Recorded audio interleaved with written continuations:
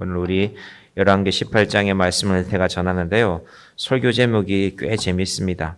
설교 제목이 뭔지 혹시 여러분 아세요? 까마귀, 과부, 그리고 오베아다입니다. 오바다. 사르밧, 과부, 오베아다. 도대체 이게 뭘까? 까마귀는 뭐고, 또 사르밧, 과부는 누구고, 오베아다는 어떤 사람일까? 이 설교 제목을 또 정리하면 하나님이 준비하신다. 이렇게 또 정리해 볼 수가 있습니다. 지난 시간 정리해 볼게요. 열왕기상 17장부터 22장까지 주인공이 누구냐 하면요. 아합입니다. 아합. 아합은 나쁜 왕이라면서요. 아합이 나쁜 왕인 것 같지만 아합이 주인공입니다. 오히려 북이스라엘의 왕 아합은 주인공처럼 보이고요. 여러분 어떤 영화도 보면은 악인이 주인공인 것처럼 보이는 영화가 있죠. 우리 마음에는 야, 저 악한 사람 누가 안 잡아가나, 저 악한 사람이 빨리 죽어야 될 텐데 이러지만요. 악인이 모든 영화들을 주도할 때가 있고 오히려 착한 사람들은, 선인들은 역할을 못할 때가 있습니다. 그래서 열왕기상 17장부터 22장까지 읽어가다 보면요. 야, 이거 온 세상이 다 아합의 손에 놀아나는구나. 아합이 아니면 꼼짝을 못하는구나.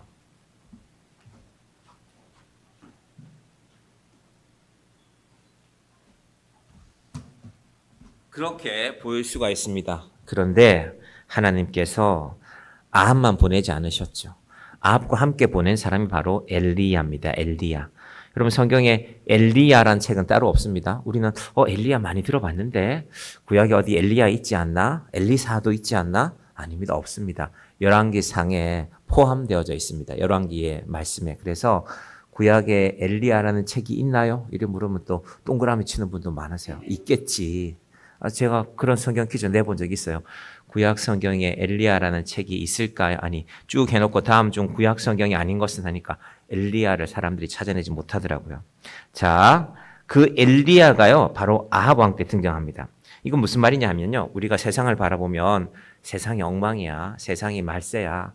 도대체 이 나라가 어떻게 될 것인가? 우리가 그런 염려하지만 하나님께서, 교회도 마찬가지지요. 야, 교회가 계속할 수 있을까? 이제 우리 교단에 속한 신학교들 보니까 한 군데 빼고는 우리 교단에 속한 신학교가 전국에 7개 있는데 작년 연말 기준에 보니까 한 군데 빼고는 학생 모집이 거의 안 돼요. 아마 곧 문 닫는 데가 있을 겁니다. 여러분 학교는 운영하는 겁니다. 학교는요. 교수님도 월급을 줘야 운영이 돼요. 근데 교수님도 월급을 학생들이 내지 않는데 다른 데서 끌어와서 낸다. 쉽지 않거든요. 그래서 아마 우리 교단의 많은 신학교 가운데 이제 현재는 1대1의 경쟁률을 넘는 학교가 이제 하나 남았죠. 무슨 말일까요? 야, 목사하면 먹고 살기 힘들잖아. 인식하는 겁니다. 그런데 이런 시대가 중요합니다. 이런 시대도 하나님이 지키신다는 것입니다. 사실은 신학교가 많이 없어졌어요. 뭐 우리나라는 예외하더라도 유럽에 있는 많은 신학교들이 없어졌죠. 심지어 교회들이 없어지고 그 자리에서 이슬람 회당이 들어선 동네가 많아요. 월드컵 하니까 유럽의 축구 잘하는 나라들, 뭐 네덜란드, 벨기에 다 기독교 국가였거든요. 그런데 저는 뭐 다는 못 가봤고 네덜란드는 한번 가봤는데 저한테 인도해 주신 분이 기독교인인데 저기도 그렇고요. 원래는 다 교회였습니다. 네덜란드는요. 땅이 넓지 않았기 때문에요. 도시 한가운데 마당을 제대로 가진 건물이 잘 없어요. 그나마 교회가 좀 마당이 있어요. 땅이 하도 좁으니까. 그래서 주로 교회에 학교를 설립했어요. 그래서 그걸 뭐 기독교를 믿으라라고 꼭 설립한 건 아니지만 교회에 학교가 세워졌으니까 예수를 믿게 되죠. 더군다나 이 아브라함 카이프라는 네덜란드의 목사이자 또 대통령이 된 사람이 있어요. 네덜란드의 수상, 대통령이 아니라 네덜란드의 수상이 된 사람이 있었는데 목사가 수상이 됐으니까 그때 교육법을 잘 만들었죠. 그러면 앞으로 학교가 부족한 곳에는 교회를 중심으로 학교를 세우도록 해라. 그러면 교회 마당에 교실을 몇 칸 짓는 거죠. 초등학교 하나 짓고 좀 큰 학교들, 중고등학교는 그 지역에서 제일 큰 교회에서 중고등학교를 짓고 그러니 왜 예수를 안 믿겠어요? 월요일부터 토요일까지는 학교 가고 주일날은 교회 가고 그렇게 예수를 믿다가 이제 이슬람이 그 교회들을 차지했죠. 교회는 사라지고 제가 가본 교회는 한 80명 그날 모였던데 평균 연령 82세 제일 젊은 사람들이 50대 후반 두 사람이 있는데, 아, 그렇구나. 그리고 그 네덜란드 분이 했던 얘기가 있습니다. 한국은 이렇게 되지 않을 것 같죠? 한국도 곧 그렇게 됩니다. 제가 영어를 잘 못하지만 그 말을 잘 알아들었어요. 야, 이 사람 말이 맞구나. 왜? 그분이 네덜란드에서 한국의 고신측 목사님들이 네덜란드 신학교 유학을 많이 가거든요. 고신측 목사님들을 많이 만나본 거예요. 그러니까 그분들한테도 얘기했대요. 교회 학교가 사라지면, 왜냐하면 네덜란드는 교회 학교가 제일 먼저 사라졌거든요. 일주일에 2주일에 한 번 교회 학교가 모여요. 그럼 그분 애들은, 남자는 네덜란드 사람, 여자는 한국 사람인데 자기 애들 교회 데리고 나가는데 애들이 어쩌다가 교회 한 번 안 나가면요, 한 달에 한 번 교회 나가는 거예요. 그게 무슨 신앙이 되겠습니까? 우리 네덜란드 축구 선수들 보면, 벨기에 축구 선수들 보면요, 피부가 검은 사람들 많죠.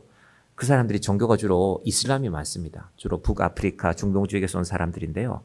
그 친구들은 매일 이슬람 회당에 갑니다. 학교 갔다 오면 매일 가요, 매일. 학교가 이슬람 회당이기도 하고. 그러니까 신앙이라는 것이 삶을 통해서 전해지는 것입니다. 자, 하나님께서 북이스라엘 왕 아합이 제일 악한 왕이었을 때 제일 능력 있는 선지자, 신실한 종인 엘리야를 보냈습니다. 이것이 하나님이 일하시는 방법입니다. 그래서 여러분들이 지금 교회를 보면서 혹은 뭐 여러분 생각에 나라를 보면서 나라가 큰일이다, 이 아합 같은 왕이 온 나라를 이렇게 다스리는구나, 혹시 그런 생각이 들면요, 하나님 우리에게도 엘리야를 보내주시옵소서. 근데 지금 엘리야 상황이 어떻습니까? 지난 시간에 엘리야가요, 아합이라는 왕 앞에 나타나서 앞으로 긴 세월 동안 기근이 있을 것입니다 하고는 어떻게 했습니까? 도망갔어요. 왜? 맞아, 죽을까 봐 도망갔죠. 엘리야가 무시무시한 왕이거든요. 사람 죽이는 거는요, 아합이 무서운 왕이거든요. 아합을 가만히 보면 아합이나 그 아내는요, 사람 죽이는 걸 우습게 생각해요. 이번에는 몇 명 죽일까? 그냥 쉽게 생각해요. 다 죽여버려라. 그러면 몇십 명이든 몇백 명이든 죽는 겁니다. 그런 사람 앞에 엘리야 하나 죽이는 게 무슨 문제겠습니까? 내가 기왕에 몇백 명을 죽였는데 내가 너 하나 더 죽인다고 무슨 죄가 커지겠냐? 그런 상황 가운데서 엘리야가 도망갔습니다. 한 17장으로 한번 넘어가 볼게요. 사실은 17장, 18장 이 말씀들이요, 되게 유명한 말씀입니다. 그러고 나서 17장 8절부터 보면요, 제가 말씀을 읽지 않겠습니다. 엘리야가 도망가서 만난 사람이 누구냐면요, 사르밧에 사는 과부입니다. 근데 이 사르밧이 어디냐 하면요, 자, 엘리야가 사마리아에서 아합에게 당신이 악한 왕인데 당신이 하나님 말씀에 복종하지 않으니까 앞으로 기근이 임할 것입니다 라고 말하고 나서요, 엘리야가 도망을 갔는데 어디로 도망갔냐면요, 처음에는 그리 시냇가로 갔다가 까마귀가 먹을 것을 갖다 주었다가요, 그 다음에 다시 도망간 곳이요, 자, 제가 읽어드릴게요. 열왕기상 17장 9절에 보시면 너는 일어나 시돈에 속한 사르밧으로 가서 거기 머물라. 그런데 이 시돈이 누구 고향이냐면요, 아합의 부인, 아합 왕의 부인이니까 왕비죠. 이세벨의 고향이에요. 아니, 여러분이 뭔가 문제가 있는데 도망가려면 저 아무도 모르는 데로 갈 텐데요, 이세벨의 고향 근처에 가 숨었어요. 이세벨은 생각지도 못했죠. 설마 내 고향으로 갔을까? 내 고향 사람들이 엘리야를 보면 가만 안 둘 텐데 하나님께서 그렇게 숨기시는 것입니다. 그 사르밧에 가서 무슨 일이 있냐면요, 한 과부의 집에 들어갔는데 그 과부도 좀 형편이 좋지 않아요. 밀가루가 조금 남았고 기름이 조금 남았는데 내가 좀 이걸로 떡 하나 만들어 먹고 내 아들하고 죽어야 되겠다라고 결심하고 있는 사람 집에 엘리야가 갔어요. 가서 하는 말이, 야, 배고프니까 너 먹을 것 좀 주라. 이 과부가 얼마나 지금 마음이 처량하겠습니까? 아니, 지금 우리 집에 밀가루라고는 한 주먹 남았고 기름 한 종지 남았는데 그걸로 이제 떡 하나 구워 먹으면 이제 우리 끝인데, 이제 내 아들하고 나는 죽게 될 텐데, 아니 이런 집에 와서 먹을 것 내놓으라고 하니 얼마나 미웠겠습니까? 그런데 이 과부가 순종합니다. 그런데요, 엘리야가 뭐라고 말하냐 하면요, 자, 17장 13절 제가 볼게요. 여기 본문에는 없습니다. 여기 PPT에는. 엘리야가 그에게 이르되 두려워하지 말고 가서 내 말대로 하려니와 먼저 그것으로 나를 위하여 작은 떡 한 개를 만들어 내게로 가져오고 그 후에 너와 내 아들을 위하여 만들라. 계속되는 말씀 14절. 이스라엘의 하나님 여호와의 말씀이 나 여호와가 비를 지면에 내리는 날까지 그 통에 가루가 떨어지지 아니하고. 자, 엘리야가 앞으로 기근이 긴 세월 동안 있을 것이라고 했는데 그 기근이 이제 사르밧 과부 사는 동네까지 간 겁니다. 여러분, 가뭄이 나면요, 여기만 가뭄이 아니에요. 물의 근원이 마르면 사방의 근원이 마릅니다. 우리 교회 바로 뒤에 농사 짓는 분들이 계신데 이분들의 밭이 저기 보면요. 양지 아파트 가는 길에 보면 이분들 농사 짓는 밭이 있어요. 거기서 이분들이 수십 년 동안 고추 농사를 지어 왔는데 고추 농사가 제법 농민으로서는 소득이 되는 일인데요. 한 4년 전에 땅이 계속 마른 거예요. 땅이 계속 말라서 도대체 왜 이러나 하고 원인을 따져가 보니까 물이 안 나오니까 원인을 따져가 보니까요. 물 근원이 마른 거예요. 왜 말랐을까요? 아파트 짓기 때문에. 서희라는 아파트를 지으면서 지하수를 크게 팠는데 보통 가정집에서 지하수를 파면 한 100m 판다면요. 아파트 지을 때는 물 근원을 큰 걸 찾아내기 때문에요. 300m, 500m를 내려가요. 그래서 공사하는 내내 그 물을 쓰는 거예요. 나중에는 상수도로 연결하지만 처음에는 주로 그 물을 써요. 처음부터 상수도를 이렇게 여러 군데 연결할 수 없으니까. 문제는 저 오남 저수지부터 시작된 물이 오남 저수지가 제법 거리가 있잖아요. 몇 킬로 되죠? 물이 그 밑에 큰 근원이 있는데 그 물까지 다 빨아들여 버린 거예요. 그러니까 이 동네에 있는 물들은 지하수들은 다 안 나오게 된 거죠. 그래서 막 농민분들이 건설회사도 찾아가고 시청도 찾아가서 뭐 방법을 마련하라 그런 일이 있었는데 물 근원이 한번 마르면 멀리까지 마르는 것입니다. 그래서 사르밧 과부가 있는 동네도 가뭄이 와서 곡식이 안 되니까요. 이제 밀가루가 너무 비싸졌죠. 그래서 이제 굶어 죽게 생겼는데요. 엘리야가 하는 말이 뭐라고 했습니까? 염려하지 마라. 너 지금 마지막 남은 그 밀가루 나를 먹여라. 나를 먹이면 이 비가 다시 올 때까지 이 가뭄이 끝날 때까지 너를 지켜줄 것이다. 너 그 통에 가루가 떨어지지 아니하고 그 병에 기름이 없어지지 아니하리라. 이런 유명한 말씀들이 바로 열왕기상 17장에 나옵니다. 엘리야의 이야기입니다. 그리고 그걸 지나서 오늘 열왕기상 18장의 말씀이 나온 것입니다. 아, 이런 얘기가 바로 여기 나왔구나. 어디선가 한번 들어봤죠. 그런데요. 오늘 드디어 그 기근이 끝이 납니다. 기근이 끝이 나려면 어떻게 해야 됩니까? 비가 확 쏟아져야죠. 소나기처럼 장대비처럼 쏟아져서 온 세상 사람들이 비가 내린다. 이게 시작이 아니라 자 1절로 한번 가볼까요? 18장 1절 한번 띄워주십시오. 18장 1절 볼까요? 시작. 많은 날이 지나고 제3년에 여호와의 말씀이 여기까지만. 많은 날이 지나고 구름이 막 끼더니 비가 왔다가 아니라요.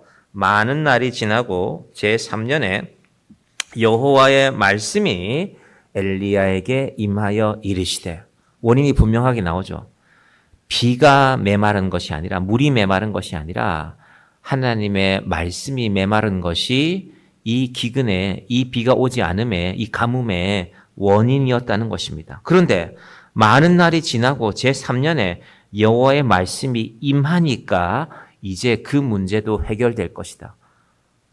여러분의 인생에 문제들도 있죠. 뭐 상황의 문제, 뭐 경제적인 문제, 인간관계의 문제. 그게 이제 우리의 기도가 될 때도 있죠. 뭐 기도가 돼야죠. 그게 하나님 이거 좀 해결해 주십시오. 그런데 오늘 말씀을 잘 들으시면서 그 상황이 문제가 아니라 하나님의 말씀이 기갈인 것이 문제였구나. 하나님의 말씀이 엘리야에게 임하면 여호와의 말씀이 내게 임하면 내 삶의 문제들을 하나님이 풀어가시는구나. 이것이 오늘 설교의 첫 번째 주제입니다. 그러니까 물의 기갈이 아니라 양식의 기갈이 아니라 먹을 것이 없어서가 아니라 지금 기업들이 큰 투자를 하는데도 사실은 나라로서는 고민이죠. 왜냐하면 반도체를 만드는 이런 공장은요. 공장을 수만 평으로 지어도요. 사람은 얼마 안 들어가요. 예전에 조선소를 만들고 처음에 70년대, 80년대 자동차를 만들 때는 저도 몇 번 구경한 적이 있는데 거제도에 그 조선소 앞에 사람들이 나올 때 보면요. 정말로 밀려 나오는 것 같아요. 사람들이 막 자전거를 타고 그러고 나면 수천 명이 한꺼번에 나오는데 울산에도 현대자동차 앞에서 사람들이 나오는 거 보면요. 그 시절에 자전거를 많이 탔던 것 같아요. 제가 가끔 울산에 가면은 그 시간에 거길 지나가면은 야, 사람들이 이래 많구나. 저 자동차가 몇 대냐. 저 자전거가 몇 대냐. 오토바이가 몇 대냐. 이제는 그런 시대가 아니거든요. 그러니까 큰 공장은 짓지만 사람을 많이 공장에서 일하게 할 수는 없는 시대입니다. 그러니까 지혜를 찾아야죠. 과연 이런 시대에 우리는 어떻게 살 것인가? 말씀의 기갈이 있다면 말씀의 기갈을 해결하는 것이 우리가 사는 길입니다. 자, 여기서 우리가요. 말씀과 기도를 한번 정리를 해봐야 되는데 자, 우리는 사실은 기도라는 것을 늘 말하지만 여러분이 저 말고도 다른 목사님들한테 기도에 대해 설교를 들으신 적이 있잖아요. 기도를 열심히 해라 라는 말씀도 들으신 적이 있을 것이고 뭐 그 말씀도 틀린 말씀이 아니고 근데 저는 오늘은요 우리의 기도도 말씀과 연결이 되어져야 됩니다. 오늘 엘리야에게 말씀이 임하니까 이스라엘의 기도가 이스라엘에 지금 가뭄을 끝내달라고 기도한 사람이 얼마나 많았겠습니까? 그렇지 않겠습니까? 이스라엘에 수백만 명 사람들이 기도했을 겁니다. 하나님 내일은 비가 와야 됩니다. 내일은 비가 오지 않으면 정말 우리는 굶어 죽습니다. 이 사르밧 과부를 포함해서 그 인근 지방에 수백 킬로, 수천 킬로에 사는 사람들이 비가 오게 해달라고 기도했을 것인데 비는 언제 온다고요? 여호와의 말씀이 엘리야에게 임했을 때 비가 내립니다. 여러분, 여러분의 기도는요 말씀이 있어야 자라나는 것입니다. 안 그러면 항상 그 바퀴를 돕니다. 쳇바퀴를. 요거 주시고 요거 주시고 요거 주시고 요거 주시고 요건 주셨는데 또 요거 주셔야 되겠네요. 여러분 기도가 평생 그 바퀴를 돌고 있지 않습니까? 쉽게 말하면 하나님 돈 좀 많이 주세요. 그것만 주면 제가 다 해결되거든요. 정말 그렇습니까 여러분? 그래서 기도는 하나님의 말씀과 함께 자라나는 것입니다. 새벽 기도에 오는 분들의 제가 마음을 생각해 봐요. 제가 새벽 기도 때는 사실은 제 나름으로는 설교를 길게 하지 않으려고 하는데 뭐 사도신경하고 찬송 부르고 또 잠깐 기도하고 나면 보통 한 10분에 설교 시작하면 제가 한 10분 만에 설교 끝냈으면 좋겠는데 뭐 15분이 될 때도 있고 어떨 때는 20분이 될 때도 있는데 그러면 목사님 빨리 설교를 끝내 내가 기도를 할 텐데 목사님 왜 오늘 설교를 길게 하지? 라는 생각을 할 수 있어요. 물론 제가 설교를 길게 한다고 설교를 잘하는 건 아닙니다. 짧게 하고도 잘하는 분이 많죠. 그런데 여러분이 누구든지 뭐 제 설교도 마찬가지고 다른 분의 목사님들의 설교를 들으신다면요. 오늘 내가 듣는 이 설교를 통해서 내 기도가 뭐가 달라져야 될까? 그러면 기도가요. 막 우리가 하나님 앞에 떼쓴다고 들어주는 거 쉬지 말고 기도하라를 그렇게 해석할 수 있는데요. 쉬지 말고 기도하라는 것은 항상 하나님에 관한 생각을 우리 삶에 두라는 것입니다. 우리는 내 마음이 바쁘면 하나님 잊어버리거든요. 하나님 지금 내가 얼마나 바쁜데 지금 내가 장사해서 지금 돈을 막 이렇게 긁어 모으고 있는데 하나님은 좀 빠져 계시고 지금 내가 일단 이거부터 좀 해결하고 라고 생각할 수 있다니까요. 그게 아니라 기도는 하나님 내게 분명히 이런 문제들이 있습니다. 그런데 사실은 내 인생의 문제가 정확하게 이것인지 나는 모릅니다. 여러분의 인생의 문제를 정확하게 아십니까? 여러분이 원하는 그것이 정말 여러분의 수중에 들어오면 내 인생의 문제가 다 해결되는 겁니까? 우리는 사실 우리 인생의 문제가 뭔지를 잘 모릅니다. 왜냐하면 우리가 우리 인생을 만들지 않았거든요. 하나님 우리를 지으셨단 말입니다. 그러니까 하나님 내 생각에는 이런 문제가 있는 것 같은데 하나님께서 내게 말씀해 주셨으면 좋겠습니다. 그래서 그 말씀과 함께 우리의 기도가 자라나는 것입니다. 여러분 기도는 그런 것입니다. 꼭 기억하시기를 바랍니다. 제가 새벽에 그 생각을 해요. 목사님 내가 지금 급한 기도 제목이 있는데 목사님 설교를 빨리 끝내야 내가 기도를 할 텐데 그 마음도 중요합니다. 절박함이 필요하죠. 그런데 우리가 우리 문제를 잘 모른다니까요. 우리는 항상 그게 문제라고 생각해요. 지금 이스라엘 사람들 문제가 뭡니까? 비가 안 오는 게 문제죠. 비가 와야죠. 비만 오게 해주면 다 해결될 텐데 비가 안 오는 게 문제가 아니라 하나님의 말씀이 사라진 것이 문제입니다. 혹은 이것도 중요합니다. 어떤 분들은 나는 기도는 안 하고 나는 말씀만 열심히 보겠다. 목사님이 말씀이 중요하다고 했으니까 말씀을 열심히 보셔야죠. 말씀을 열심히 들어야죠. 그런데 여러분이 들은 말씀이 여러분이 읽은 말씀이 능력이 되기 위해서는요. 기도해야 됩니다. 하나님 이 말씀을 들었는데 이 말씀이 내 삶에 어떻게 실천이 되겠습니까? 그게 바로 말씀과 기도의 관계입니다. 오늘 본문과 직접 관련은 없지만 제가 이 부분이 중요해서 이렇게 말씀드립니다. 자, 계속해서 갑니다. 그래서 오늘 저녁에도요. 말씀을 붙드시기 바랍니다. 도대체 무슨 얘기일까? 까마귀는 뭐고 사르밧 과부는 누구고 또 오바댜는 어떤 사람일까? 그걸 잘 정리해서 여러분이 기도하시라는 것입니다. 오늘 저녁에도 말씀을 붙들고 여러분 기도가 말씀과 아무런 상관이 없으면요. 우리는 항상 하나님 앞에 우리 기도는요. 좀 청구서를 들이미는 것 같아요. 하나님 오늘은 요거 결제해 주세요. 하나님 내일은 요거 결제해 주세요. 근데 우리가 가만히 생각해 보면 아니 하나님 나한테 무슨 죄를 졌나? 왜 하나님이 항상 결제를 해야 돼? 그게 아니라 말씀을 듣고 그 기도와 연결해 가는 것입니다. 자, 엘리야의 삶이 엘리야에게 임하는 말씀이 어떻게 말씀과 기도를 연결하는가? 자, 1장 1절 오늘 8장 1절부터 봅니다. 18장 1절 봅니다. 1절 띄워 주셔도 됩니다. 많은 날이 지나고 제3년에 여호와의 말씀이 엘리야에게 임하여 이르시되 너는 가서 아합에게 보이라. 내가 비를 지면에 내리라. 말씀이 먼저 나왔고 그 다음에 바로 이어서 비가 나왔습니다. 하나님이 모르시지 않습니다. 너희들 비가 필요하지? 너희들 지금 비가 안 와서 고생이 많지? 온 땅의 곡식이 다 메말랐지? 말씀이 먼저 임하면, 말씀을 들으면 비가 내리리라. 여러분, 여기 뒤에는 또 이 비가 내리는 장면이요. 아주 극적인 장면이 나옵니다. 850명의 선지자들요. 엘리야가 물리칩니다. 지금 아합을 만나거든요. 아합을 만나서 당신네가 믿는 그 우상을 섬기는 선지자들, 바알을 섬기는 사람 450명, 아세라를 섬기는 사람 400명, 합쳐서 850명을 다 한번 모아봐라. 누가 비를 내리게 하는지 보자. 누가 신인지 보자. 제가 신학교 다닐 때 졸업할 때요. 설교를 한 번씩 하게 되는데 제 설교 본문이 이거였습니다. 850대 1이라는 이 본문을 가지고 그런 내용들이 등장하게 되는데요.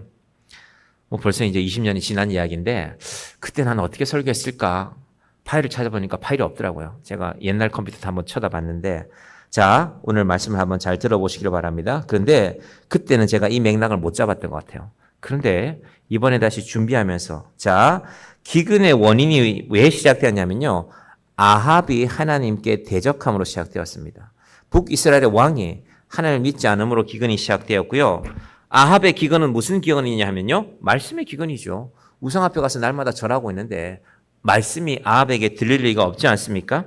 그런데요. 그런 아합에게 엘리야 보고 하나님이 찾아가라고 합니다. 1절 하반절에 다시 보시면 이르시되 너는 아합에게 보이라.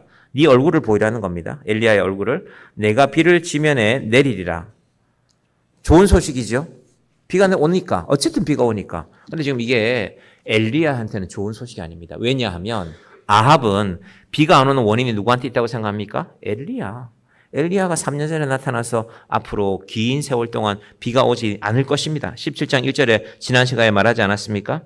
어떻게 말했습니까? 길앗에 우거한 자 중에 디셉 사람 엘리야가 아합에게 말하되 17장 1절입니다.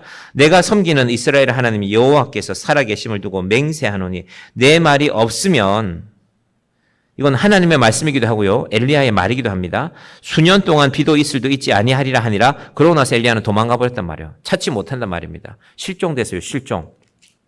그런 엘리야가 아합 왕 앞에 다시 얼굴을 들이밀면 어떻게 될까요? 저놈 잡아라. 저놈 잡아서 죽여야 된다. 그래야 비가 내린다. 이게 지금 바로 엘리야의 상황입니다. 그런데 하나님이 엘리야한테 가라고 합니다. 엘리야한테는 분명히 위기이죠. 여러분, 엘리야에게는 분명히 위기가 맞는데요. 하나님의 방법은 하나님의 말씀을 선포하는 자가 있어야 문제가 해결이 됩니다. 여러분, 세상이 하나님이라는 존재를 잘 몰라요. 교회를 비난하기는 해요. 교회가 말이야. 이것도 잘못되고 저것도 잘못됐고, 17단지 아마 이렇게 우리 교인들 이렇게 주최하는 것도 아마 좀 어려움이 있는 분들이 계셨던 것 같아요. 싫으니까. 난 교회 싫어. 그러니까 우리 아파트에 주차도 하지 마. 아마 그런 일도 생길 수 있습니다. 그런데요. 사실은 세상은 하나님을 잘 모릅니다. 대신에 우리를 보고 욕을 하는 거예요. 우리가 잘못하는 게 많으니까. 그런데 세상이 하나님을 알면 하나님에 대해서 비난하는 것을 조심하게 됩니다. 그러려면요. 우리가 가서 전해야 돼요. 아합이 지금 자기가 잘못했는데 자기 잘못은 없다고 생각해요. 엘리야 네가 문제다. 네가 비가 안 온다고 해갖고 지금 비가 안 오니까 엘리야 네가 문제야. 네가 죽어야 돼. 아합의 생각입니다. 그래서 지금 엘리야가 아합을 앞에 서는 게 불안하고 무서운 겁니다. 죽을까 봐. 그런데 하나님은 보내십니다. 여러분, 우리도 세상에 나가는 게 전도하는 게 두렵죠. 내 말을 잘 들어줄까? 막 예수 믿는 거 핍박하면 어떡하지? 막 욕하면 어떡하지? 무서워. 라고 생각할 수 있지만요. 우리가 전하지 않으면, 하나님을 전하지 않으면 세상이 우리를 알지 못합니다. 여러분, 이건 중요합니다. 우리는 오해받을 수도 있어요. 우리는 무시당할 수도 있어요. 그런데 우리가 정말 하나님을 믿는다면 하나님을 믿은 우리가 가서 알려주어야 되는 것이 우리의 사명입니다. 지금 우리 사모님하고 저희 아이가 가서 어린이 전도협회라는 데서 훈련받고 있는데요. 아마 언제 우리 교회에 오셔서 우리 교회 주변에서 전도하자고 하셨어요. 여러분 얼마나 귀합니까? 요즘 같은 시대에. 돈을 받는 것도 아니에요. 그냥 오세요. 그냥 오셔서 우리 교회 주변에 아이들이 있는 곳에 가서 전도하겠다고 합니다. 여러분 이런 시대에 이런 분들이 계시다는 게 얼마나 귀합니까? 하나님께서 여전히 이런 시대예요. 요즘 아마 사람들이 생각할 겁니다. 뭐 목사님들도 마찬가지일 겁니다. 아니 요즘 누가 가서 전도한다고 전도가 돼. 교회 이미지가 별로 안 좋은데. 그건 우리 생각. 여전히 전하는 사람이 있어야 하나님께로 돌아오는 것입니다. 자, 2절로 가봅니다. 엘리야가 아합에게 보이려고 가니 그때에 사마리아에 기근이 심하였더라. 상황이 여전히 안 좋아요. 먹을 거 없습니다. 굶어 죽게 생겼습니다. 자, 이런 상황 가운데서요. 3절 볼까요? 3절. 드디어 또 다른 사람 하나가 나옵니다. 오바댜. 아합이 왕궁 맡은 자 오바댜를 불렀으니 이 오바댜는 여호와를 지극히 경외하는 자라. 이상하지 않아요? 아합은 예수 믿는 하나님 믿는 사람을 철저하게 핍박하는 사람이고 우상을 섬기는 사람인데요. 그 사람 옆에 또 오바댜라는 사람을 둡니다. 여러분 그게 하나님이 하시는 일입니다. 이해가 안 돼요. 그 오바댜에 대해서 오늘 우리가 알아가는 게 설교의 중요한 주제입니다. 이 오바댜라는 사람은요, 왕궁 맡은 자라고 했는데, 요즘 같으면 뭐 청와대 살림을 책임지는 사람, 뭐 이 정도로 볼 수 있는데요. 당시에는 왕궁을 수비하고, 왕궁을 지키고, 왕궁의 살림을 맡은 것이 꽤 직책이 높았어요. 요즘 같으면은 이렇게 대통령의 관절을 다스리는 정도면 뭐 장관 정도 직책일 텐데요. 이때는 총리였어요, 총리. 그 나라에서 왕 다음으로 높은 직책이 바로 이 왕궁 맡은 자였습니다. 그러니까 오바댜는 어마어마한 권세를 가지고 있죠. 여러분, 권세는 참 좋은 겁니다. 여러분도 권세가 있기를 바랍니다. 저희 시골 교회는, 시골 교회가 있는 마을은요, 큰 길에서는 한 500m 쭉 작은 길을 따라 들어와야 돼요. 원래 버스라는 건요, 큰 길에 서거나 아니면 큰 길가에 바로 근처에서 회차해서 돌아가요. 버스 정류장들이 그렇잖아요. 큰 길가 옆에 있어야지. 버스 정류장이, 버스 종점이 저 산 속에 있고 막 외진데 있고 그러면 안 되잖아요. 그런데 저희 시골 동네에 버스가 큰 길에서 500m나 들어와서 회차해서 나갔어요. 저희 교회 권사님 아들이, 뭐 저는 어려서 그때 잘 몰랐지만 지금 생각해 보니까 그게 중앙정보부였어요. 그 당시에. 중앙정보부였고 그 아들이 한 번씩 주로 밤에 오는데도요. 그 사람이 오면 뒤에 시커먼 차가 2대, 3대 더 따라와요. 그러니까 무슨 일인지 모르겠지만 뭐 그분의 직책까지는 제가 잘 모르겠지만 좀 고위직이었던 것 같아요.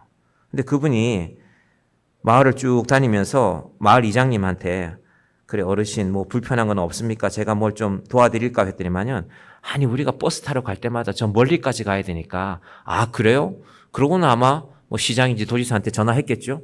그러고 나서 그 다음에요 봄에 마을에 아스팔트 길을 깔기 시작했어요. 콘크리트가 아니라 아스팔트 길은 시골에 잘 없거든요.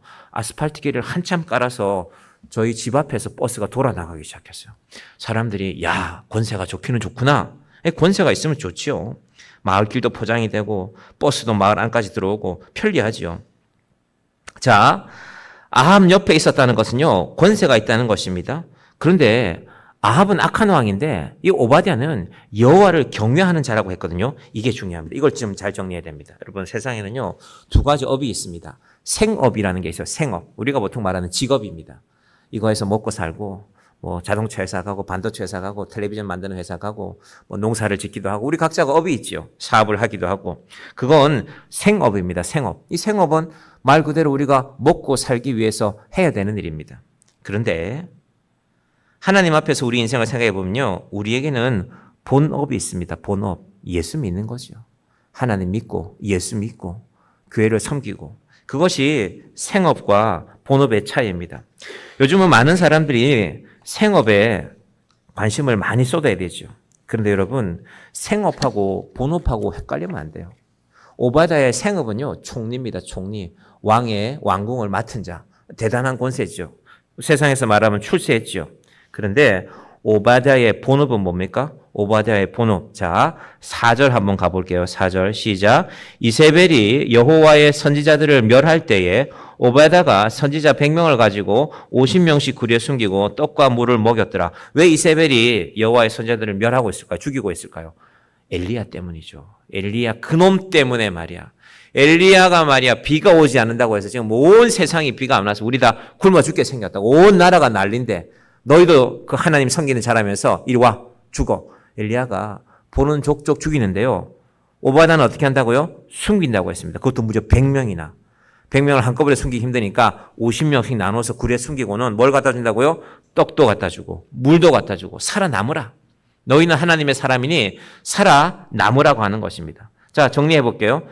오베아다의 생업은 총리, 오베아다의 본업은 하나님을 섬기는 것, 하나님을 섬기는 것으로서 하나님의 사람들을 지키는 것입니다. 여러분, 그런데 오베아다가 만약에 이런 생각을 했다면, 아니 내가 말이야 아합 같은 왕 밑에서 내가 총리를 해? 나는 그러지 않을 것이다. 나는 떠날 것이다. 나는 초야로 가리라. 우리 조선시대 표현이면 나는 청백리로 살래. 나는 벼슬 같은 거 하지 않는다. 이런 시대에 내가 무슨 벼슬이냐 했다면 아합이 이 100명이나 되는 선지자들 먹일 수 있습니까? 없습니까? 먹일 수 없지요. 놀고 있는데 어떻게 먹입니까? 일을 해야 먹이지. 일도 제대로 해야죠. 권세가 있어야지.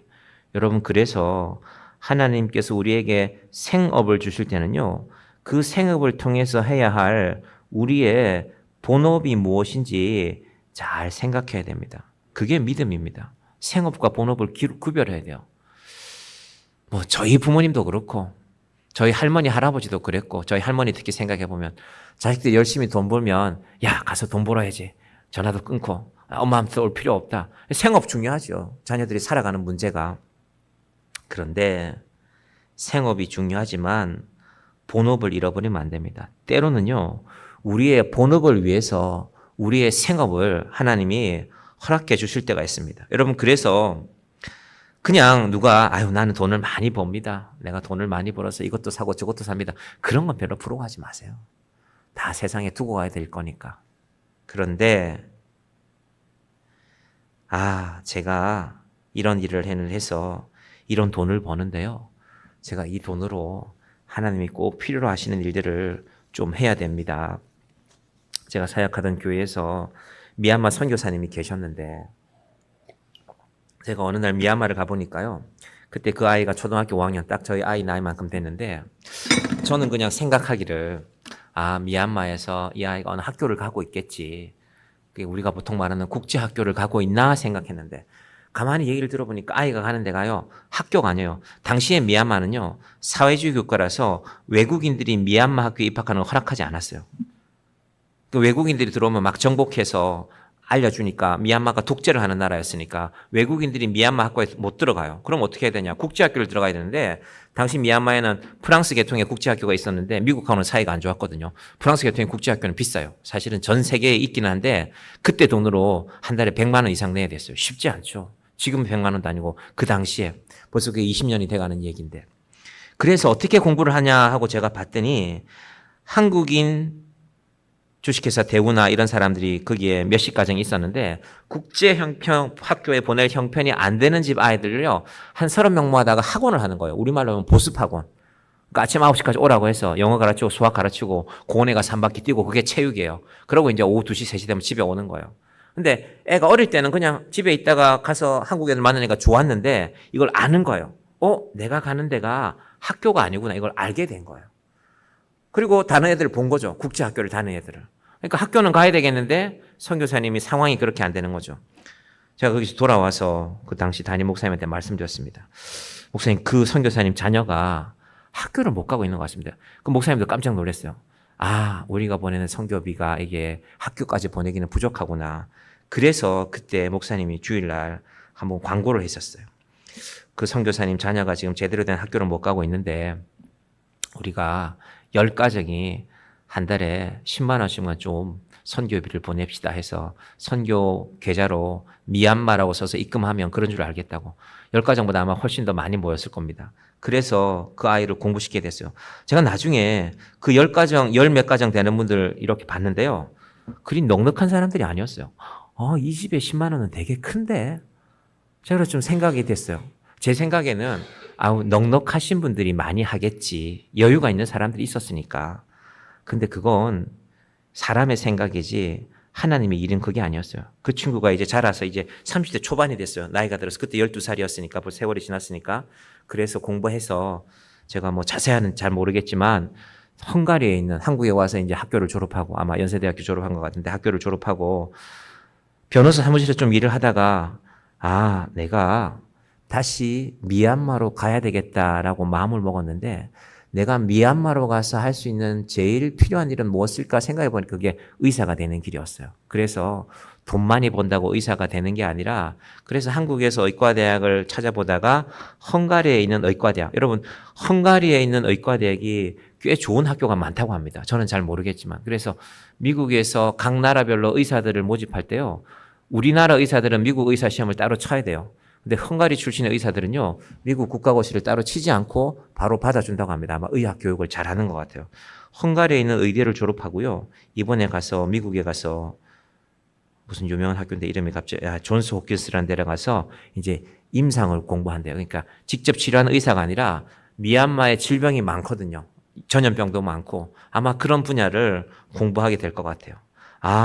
이렇게 한 사람이 길러지는구나. 본업을 위해서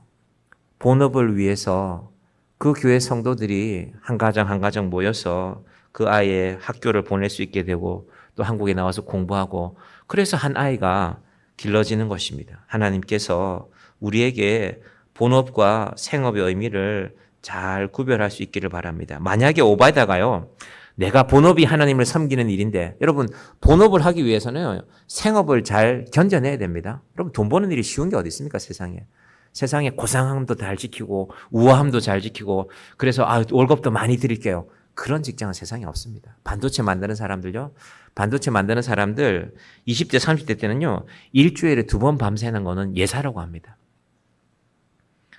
제가 청년부 사역할 때 제가 처음 그 교회 갔을 때 고3이었는데 어떤 친구가 자매 여자아이인데 공부를 꽤 잘한대요. 그래서 의대도 갈 수 있고 학교 고등부생들이 칭찬을 많이 해요. 근데 그 친구가 반도체 학과를 가더라고요. 그러니까 지금 반도체보다는 그때는 반도체 학과가 인기가 좀 적었을 것 같아요. 그런데 그 친구 말이 앞으로 반도체가 우리나라를 먹여 살려야 됩니다. 그런 말을 하더라고요. 그래서 고등학생이 참 나보다 아는 게 많네. 생각이 다르구나 해서. 그리고 그 친구가 대학교 때 가더니만은 필리핀에 갔었는데 저 남쪽에 있는 어느 지역에서 저희가 그 동네 아이들을 보니까 학교는 가는데 학용품이 없어서 공부 못하는 아이들이 그 교회도 여러 명 있었어요. 그래서 그 친구가 그때 내가 3명한테 한 달에 10,000원씩, 아마 그렇게 선교사님이 광고했을 겁니다.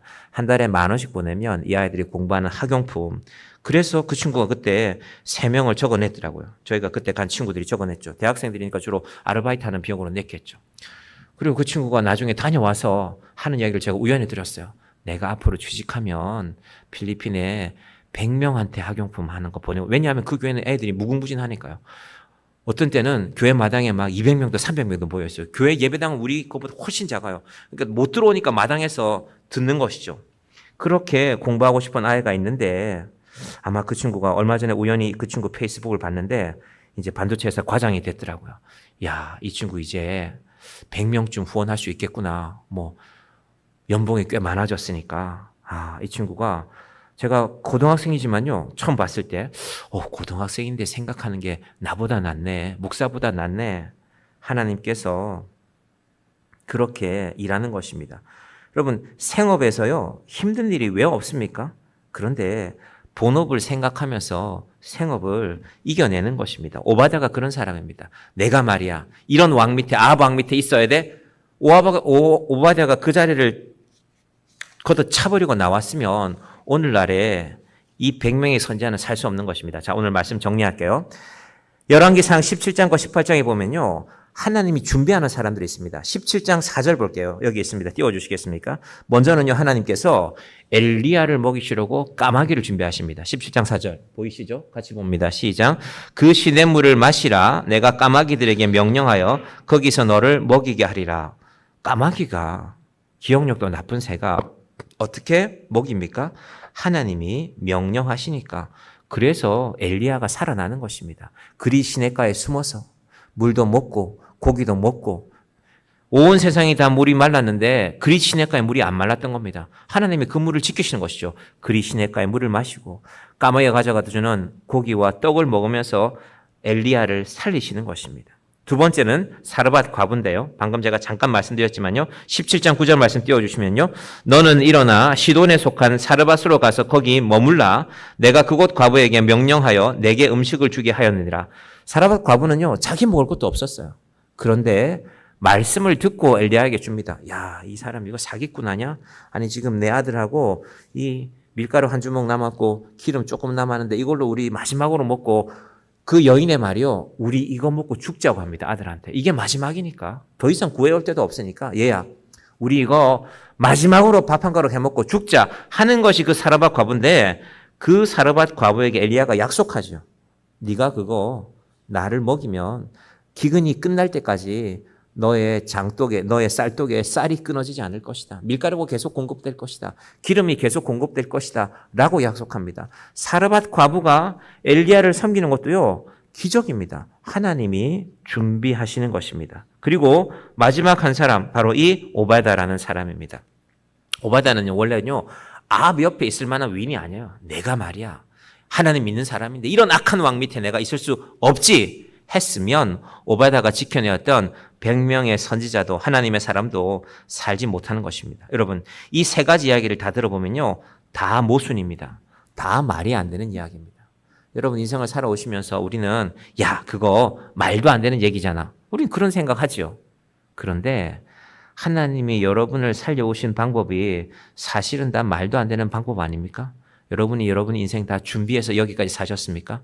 하나님이 매달 얼마씩 줄 거니까 너 염려하지 마라. 여러분 매달 연금을 받는 사람들이요. 얼마나 많은 사기를 당하는지 모릅니다. 뭐 저희 할아버지는 사기 당한 건 아니지만요. 아들이 사업한다고 가져가서 연금이 사라졌어요. 40년을 넘게 학교 선생님을 하셨는데. 그런데도 또 살게 하십니다. 제가 할아버지 용돈 드릴 상황도 아니었지만 그랬구나. 나는 할아버지가 연금 받아서 잘 살고 있는 줄 알았는데 그 연금이라는 거 사라졌구나. 다 사라졌는데 아무것도 없는 것 같은데 아무도 나를 도울 사람이 없는 것 같은데 정영교회도 이제 6월 달까지 살았는데 이제 절반 살았지 않습니까? 늘 계산해보면 남는 게 없어요. 또 모자랍니다. 그런데 하나님이 또 채우시고 하나님 모르겠지만 오늘까지는 모르겠지만 내일 되면 하나님이 채우시겠죠. 우리가 올여름에 학생들하고 행사하고 뭐 선교도 떠나고 할 텐데 하나님 이게 계산해서 되는 일은 아닙니다. 여러분 저는 사실은 참 계산을 잘하는 사람입니다. 계산해보고 안 되면 안 합니다. 그런데 제가 개척을 했으니까 저희 어머니가 그랬어요. 야 너는 철저하게 따져보고 안 되면 안 하는 사람인데 개척은 그렇게 하는 게 아닌데 저희 어머니도 교회 권사님이니까 개척하시는 목사님들이 어떤 상황인지 알잖아요. 그런데 또 가는 것입니다. 오늘까지 왔고 또 내일 가는 것입니다. 중요한 것은 포기하지 말라는 것입니다. 까마귀를 보내시고 사르밧 과부를 준비하시고 오바다를 예비하시는 하나님께서 우리에게도 염려하지 말고 포기하지 말고 믿음을 지키라고 하는 것입니다. 제가 8년 지나면서 우리 교회를 떠난 분도 계시고 또 때로는 제 마음속에 혹시 그분이 믿음을 떠난 것은 아닐까 생각해 봅니다. 제가 다 몰라요. 어떻게 살고 있는지, 신앙생활 잘 하는지, 어디 다른 교회를 잘 나가고 계신지 그런 건 제가 모릅니다. 그런데 기도합니다. 하나님, 제가 그분의 상황을 지금 모르겠지만 포기하지 말고 안 될 것 같지만 하나님이 까마귀도 보내시고 사르밧 과부도 보내시고 오바다를 보내셔서 하나님의 사람들을 지키시는 그 하나님을 의지하는 믿음을 갖기를 바랍니다. 여러분 그래서 오늘 말씀은 우리를 모두를 위한 것입니다. 정영교회를 위한 말씀입니다. 이 시대에 신학생들이 신학교 가지 않잖아요. 죄송한 말씀이지만 지금 보니까 신학교 가보니까 50대 60대 주부들이 주로 많더라고요. 젊은 애들이 안 온다는 거예요. 젊은 애들이 생각해보니까 이게 만만한 길이 아닌 것 같구나. 안타깝죠. 그래서 저는 요즘에 사실은 젊은 친구들이 신학교 가는 이야기를 들으면 마음이 참 감사합니다. 여러분 누가 주로 가는지 아세요? 역시 목사님 아들, 딸들이 갑니다. 여러분 목사님 아들, 딸들이 목회가 어려운 거 모르겠어요? 교회가 다 형편이 좋은 교회만 있습니까? 그럼에도 불구하고 여전히 저는 사실 신학교 다닐 때는 그 엄마 아빠가 고생하는 걸 보고 또 신학교를 왔네. 전 그런 마음 먹은 적이 있습니다. 제가 주변에 친구들 얘기를 들어보면, 왜냐하면 그 친구의 엄마 아버지가 이렇게 교회를 개척하시고 작은 교회 목회하시면 힘든 얘기를 들었거든요. 야, 이게 지금 60대 얘기야, 50대 얘기야. 90년대, 2000년대를 살아왔는데 그런 일들이 있었어요. 그럼에도 불구하고 하나님은 준비하십니다. 그래서 오늘 이 밤에 우리가 함께 기도하기를 원합니다. 우리 반주 부탁드립니다.